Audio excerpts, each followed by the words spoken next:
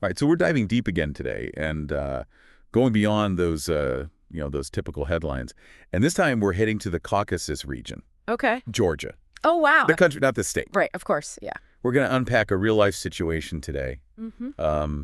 that I think will shed some light on some hard truths about this part of the world that's often overlooked. Yeah, I think that's right, and it's really fascinating what we have here. Right. It's an expert report that was prepared for an asylum case, Okay. and it really gives us a look into the complex realities of life in Georgia after the Soviet Union.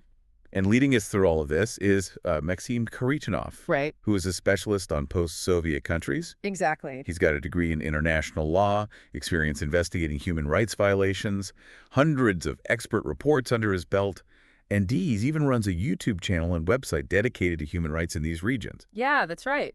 Human Rights is the name of the YouTube channel. Oh, okay. So the guy clearly knows what he's talking about. Yeah, this is not his first rodeo. No. He knows his stuff. This report is a prime example of how his expertise can be crucial in these cases. Okay. It focuses on domestic violence in Georgia, but it goes beyond just the statistics. Oh. It shows a stark contrast between the laws that are written down and the reality for women who are facing abuse. So let's get into it then. What's the situation on the ground? What kind of details make this report so compelling? Well, the report paints a really grim picture. Okay.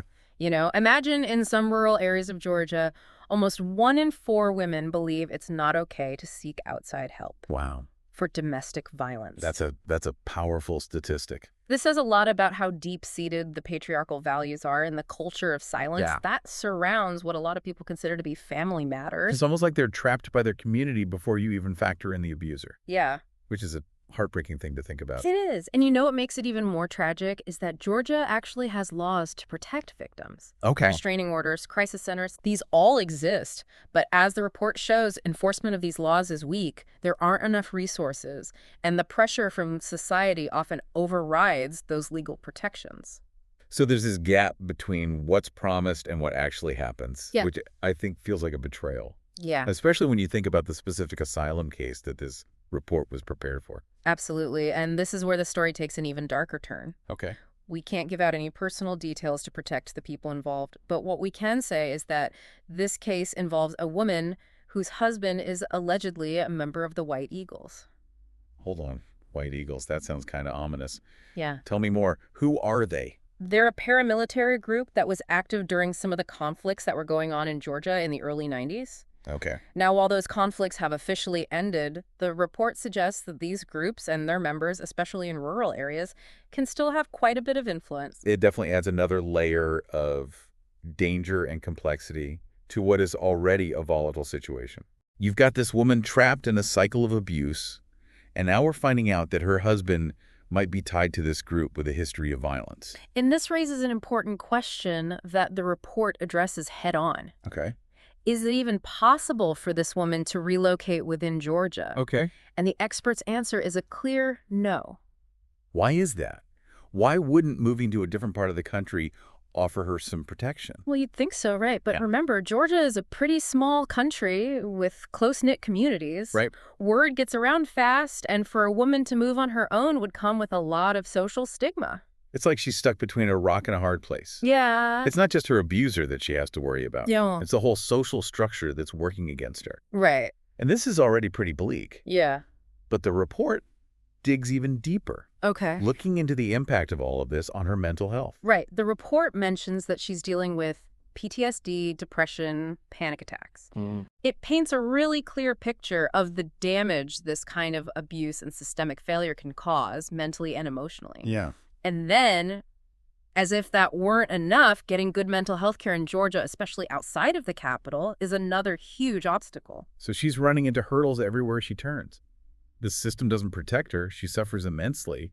And then trying to get help for that suffering becomes another challenge in itself. Yeah, it's a vicious cycle. It really is. And it's precisely because of this web of challenges that makes her case for asylum so strong. Okay. So we've established that her situation is dire, but how does the expert Maxime actually connect her personal circumstances to these bigger problems in Georgia in a way that supports her asylum claim? That's a good question. It's one thing to describe the problems, but it's another to show how those problems are directly affecting her chances of finding safety and justice in Georgia. Exactly. And that's where Maxim's expertise really comes in. Remember, he's done hundreds of these reports. So he knows what it takes to make a convincing case.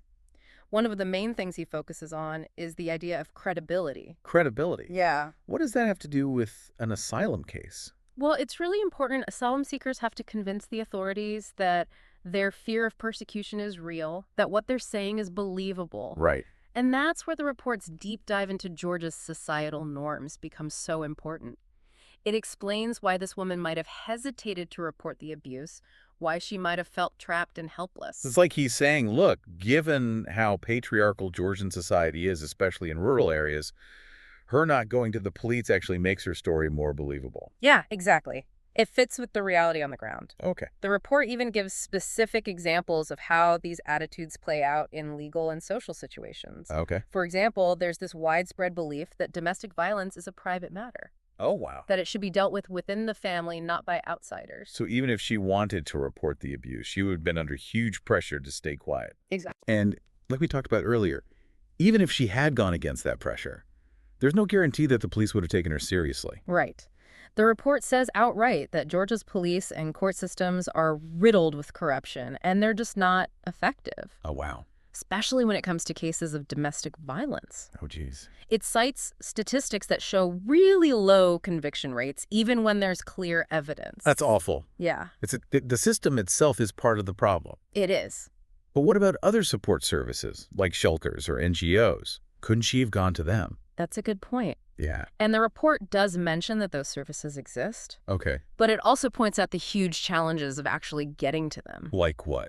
What kind of challenges? Well, for starters, a lot of these services don't have enough money, and they're mostly located in cities. Okay. So for someone in a rural village, getting to a shelter might mean traveling a long way, Yeah. finding the money for transport, and maybe even leaving behind their job, their home, their entire support network. So basically impossible. Yeah, pretty much. And even if she managed to reach a shelter, there's still the social stigma to deal with. That's true.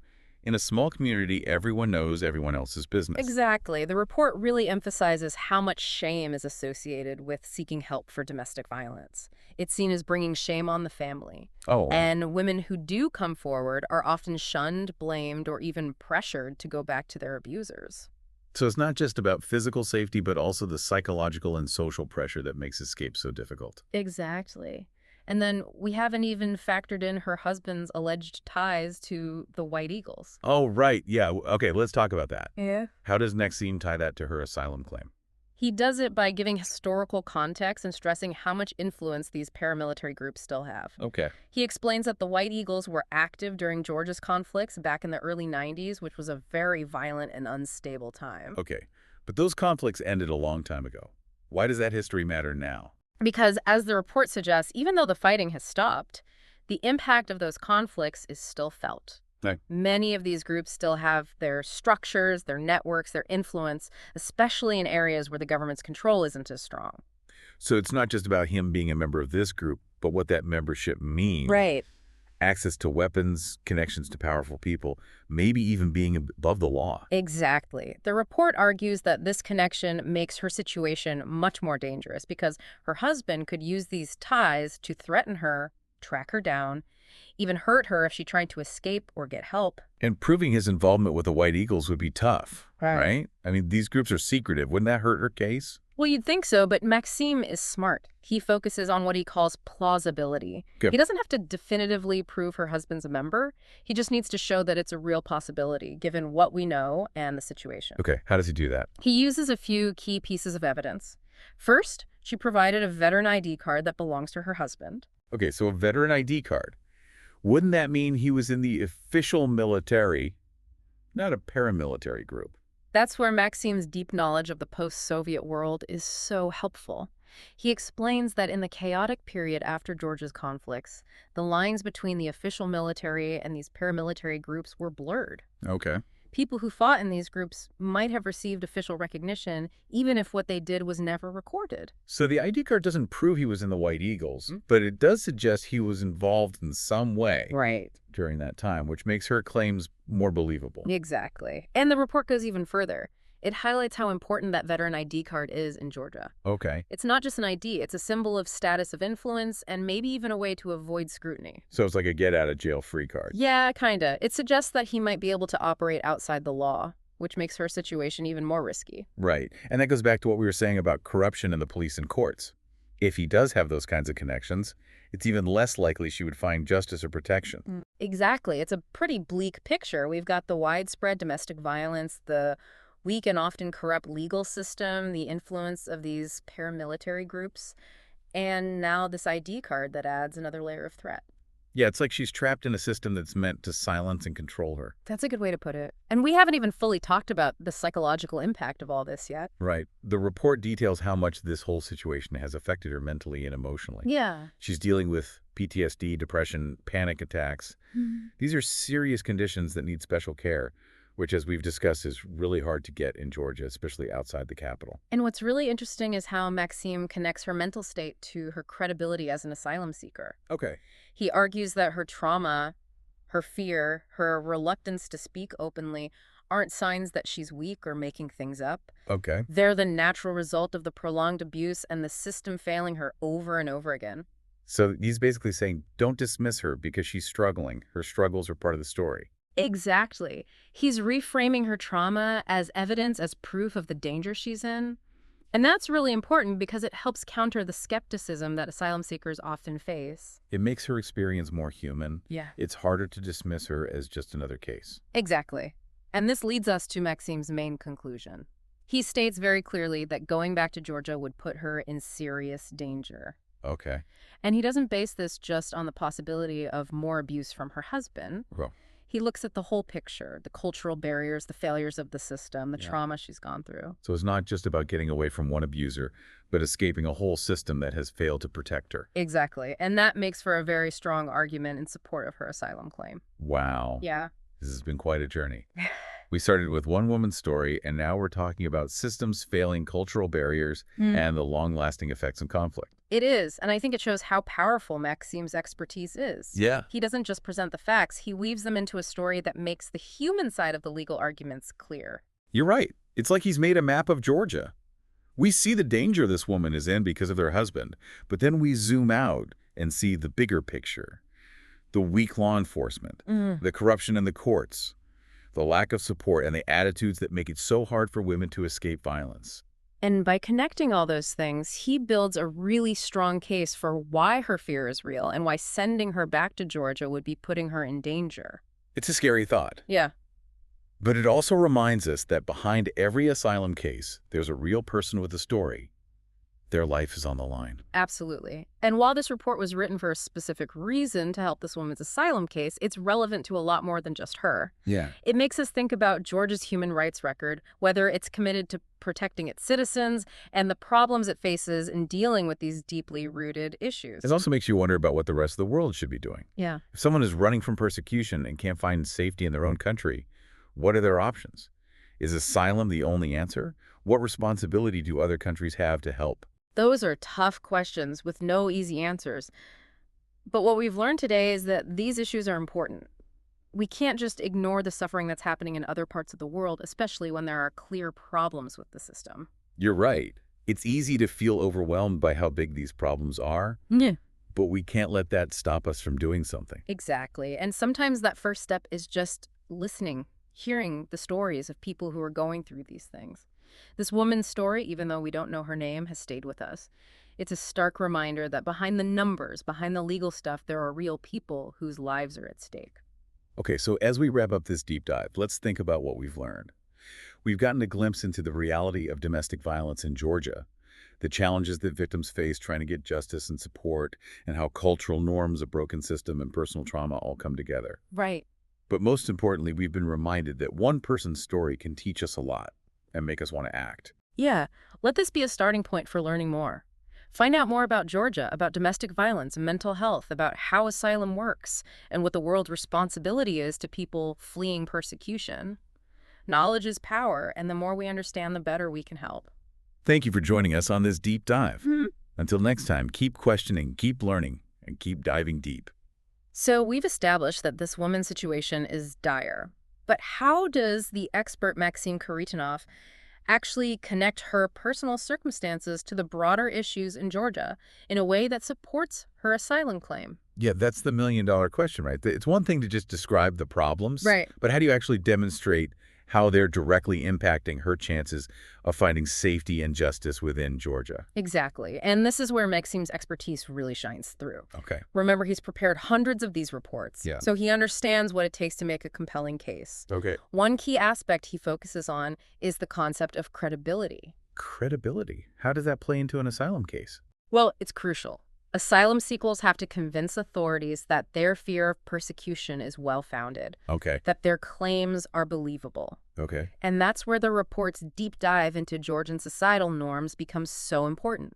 It provides the context to understand why this woman might have hesitated to report the abuse, why she might have felt trapped and powerless. So it's like he's saying, look, given the patriarchal nature of Jordan society, especially in rural areas, her reluctance to go to the police actually makes her story more, not less, believable. Precisely. It aligns with the known realities on the ground. Okay. The report even cites specific examples of how these patriarchal attitudes manifest in legal and social practices. Right. For instance, there's this widespread belief that domestic violence is a private matter, Wow. something to be dealt with within the family, Okay. not by outside authorities. So even if she had wanted to report the abuse, Mhm. she would face immense pressure to stay silent. Yeah. And then, as we discussed earlier, even if she had overcome that pressure, there's no guarantee the police would have taken her seriously or acted effectively. Right.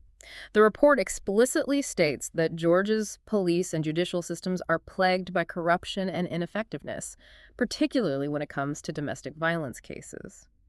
It cites statistics showing incredibly low conviction rates for perpetrators, even in cases where there's clear evidence of abuse. So the system itself is perpetuating the cycle of violence. Yeah. But what about support services like shelters or NGOs? Couldn't she have turned to them for help? That's a valid point. And the report does acknowledge the existence of such services. Okay. However, it highlights the significant challenges in accessing them, especially for someone in a rural area. What kind of challenges? Well, for starters, these services are often underfunded and concentrated in urban centers. Okay. So for a woman in a rural village, getting to a shelter might involve traveling long distances, finding the money for transportation, and potentially leaving behind her job, her home, her entire support network. It seems almost impossible. And then even if she managed to reach a shelter, wouldn't the social stigma follow her? I mean, in a small community, word travels fast. Absolutely. The report emphasizes the immense social stigma associated with seeking help for domestic violence.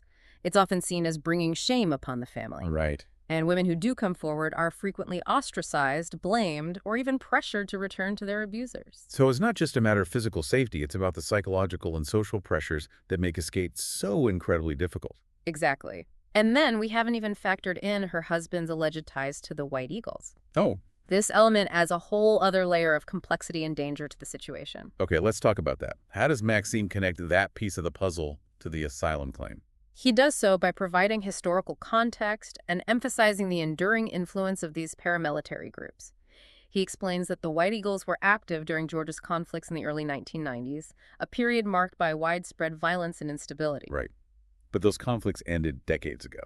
Why does that history matter now? Because the report suggests that even though the fighting has stopped, the legacy of those conflicts lives on. Many of these paramilitary groups have retained their structures, their networks, and their influence, particularly in rural areas where state control is weaker. So it's not just about her husband's alleged membership in this group. It's about what that membership represents, potential access to weapons, connections to powerful figures, and possibly even impunity from the law. Precisely.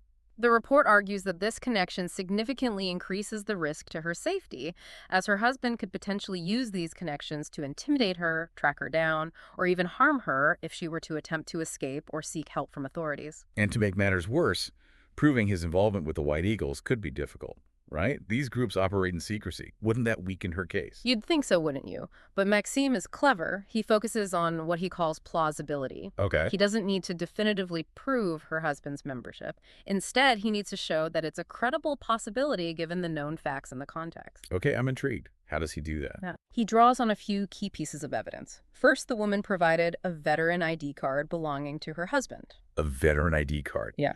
Doesn't that suggest he was part of the official military not a paramilitary group. And that's where Maxim's deep understanding of the post-Soviet context comes in. He explains that in the chaotic aftermath of Georgia's conflicts, the lines between the official military and these paramilitary groups were often blurred. Veterans of these groups might have received official recognition even if their activities were never formally documented. So the ID card doesn't directly prove his affiliation with the White Eagles, but it does suggest that he was involved in some capacity during that turbulent period, which adds a layer of plausibility to her claims. Exactly. And the report goes even further, highlighting the significance of that veteran ID card within Georgian society. It's not just a piece of paper. It's a symbol of status, of potential influence, and possibly even a shield from scrutiny. It's like having a get-out-of-jail-free card in a way. Yeah, It suggests that he might be able to operate above the law, which makes her situation even more precarious. exactly. And this ties back to the earlier point about corruption within the police and judiciary. If her husband does have these kinds of connections, it's even less likely that she would find justice or protection within the system. It's a bleak picture, isn't it? We've got the widespread domestic violence, the weak and often corrupt justice system, the lingering influence of these paramilitary groups, and now this veteran ID card that adds another layer of threat and complexity. It's like she's trapped in a system designed to silence and disempower her. That's a powerful way to put it. And remember, we haven't even fully delved into the psychological impact of all this. Right. The report doesn't shy away from detailing the mental and emotional toll this situation has taken on her. She's dealing with PTSD, depression, panic attacks. These are serious conditions that require specialized care, which, as we discussed earlier, is incredibly difficult to access in Georgia, especially outside the capital. And what's particularly striking is how Maxim connects her psychological state to her credibility as an asylum seeker. He argues that her trauma, her fear, her reluctance to speak openly, these are not signs of weakness or fabrication. They're the natural consequences of the prolonged abuse and systemic failures she's endured. So he's basically saying, don't dismiss her story just because she's struggling. Her struggles are part of the story. Exactly. He's reframing her trauma as evidence, as a testament to the very real danger she faces. And this reframing is crucial because it helps to counteract the skepticism that asylum seekers often encounter. It humanizes her experience. It makes it harder to dismiss her as just another case file. Precisely. And this brings us to the heart of Maxim's conclusion. He states unequivocally that returning to Georgia would put her at grave risk. And he doesn't base this solely on the potential for continued abuse from her husband. He takes a holistic view, considering the cultural barriers, the systemic failures, and the psychological trauma that she's endured. So it's not just about escaping one abuser. It's about escaping a system that's failed to protect her and continues to put her at risk. Exactly. And that's a powerful argument in support of her asylum claim. Man, this has been quite a deep dive. Yeah, it has. We started by looking at just one woman's story, and now we're dealing with huge issues like a whole system failing cultural barriers and the lasting impact of conflict. It's really eye-opening. It really is, and I think it shows how good Maksim Kharitonov is at what he does. Yeah. He doesn't just tell us the facts, he creates a story that shows us the human side of all the legal stuff. I see what you mean. Right. It's like he's giving us a detailed map of Georgia. We can see the immediate danger this woman faces from her husband. Right. But then we zoom out and see the whole picture. Yeah. The weak law enforcement, the corruption, the lack of support services, and these deep-rooted cultural attitudes that make it almost impossible for women to escape violence. And by showing us how those things are all connected, he's able to make a strong case for why this woman's fear is real and why sending her back to Georgia would be putting her right back in danger. Yeah, it's a really sobering thought. But it's also a reminder that behind every single asylum case, there's a human being with a story. Their life is literally hanging in the balance. Absolutely. And even though this report was written for a specific purpose to help this woman with her asylum case, what it shows us is relevant to so much more. Yeah. It makes us face some uncomfortable truths about Georgia's human rights record, how committed it is to protecting its citizens, and the challenges it faces in dealing with these really deep-seated issues. And it also makes you wonder about what the international community's responsibility is in all of this. Yeah, for sure. If someone is fleeing persecution and they can't find safety in their own country, what options do they have left? Is asylum the only answer? What responsibility do other nations have to offer refuge? Those are really tough questions with no easy answers. But what this deep dive has shown us is that we need to pay attention. We can't just ignore what's happening in other parts of the world, especially when it's clear that the system itself is part of the problem. You're right. It's easy to feel overwhelmed by the scale of these problems. but we can't let that stop us from doing something. Exactly. And sometimes that first step is just listening and hearing the stories of people who are struggling. Yeah. This woman's story, even though we don't know her name, has really stuck with us. It's a powerful reminder that behind the statistics and the legal arguments, there are real people whose lives are on the line. So as we wrap up this deep dive, let's take a moment to think about what we've learned. We've gotten a glimpse into what domestic violence is like in Georgia, the obstacles victims face when they try to get justice and support, and the complex ways that cultural norms, a broken system, and personal trauma all intersect. Absolutely. But more than anything, we've been reminded that one person's story can teach us a lot and inspire us to take action. So let this deep dive be the start of your own exploration. Learn more about Georgia, about domestic violence and mental health issues, about the complexities of asylum and the responsibility the world has to those seeking refuge. The more we understand, the better equipped we are to actually make a difference. Thank you for joining us on this deep dive. Yeah. Until next time, keep asking questions, keep learning, and keep diving deep.